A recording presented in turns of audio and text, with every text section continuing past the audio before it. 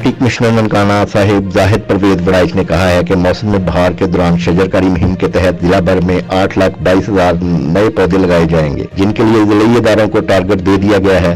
सरसब्ज और शफाफ माहौल शजरकारी के जरिए ही मुमकिन है। माहौलियाती आलूदगी जैसे चैलेंज का मुकाबला ज्यादा से ज्यादा दरख्त लगाकर किया जा सकता है। हरा भरा सरसब्ज व शादाब ननकाना साहब मेरा मकसद है, जिसकी तकमील के लिए हर मुमकिन कोशिश करूंगा।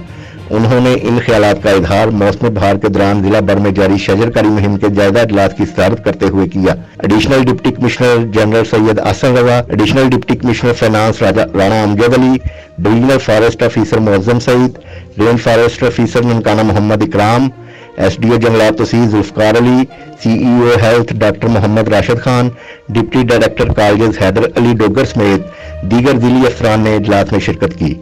डिप्टी कमिश्नर ननकाना ने कहा कि माहौल को सरसब्ज, साफ व शफाफ रखना जिंदा कौमों की निशानी है, जो दरख्त लगाकर ही मुमकिन है। उन्होंने कहा कि वज़ीर-ए-आला पंजाब सरदार उस्मान बुज़दार की क्लीन एंड ग्रीन पंजाब मुहिम को कामयाब बनाने के लिए हर फर्द को अपने हिस्से का पौधा लगाकर अहम किरदार अदा करना होगा। माहौलियाती आलूदगी और गर्म माहौल को कम करने के लिए ज्यादा से ज्यादा शजरकारी की जाए, ताकि आइंदा आने वाली नस्लों को सरसब्ज जमीन का तोहफा दिया जा सके।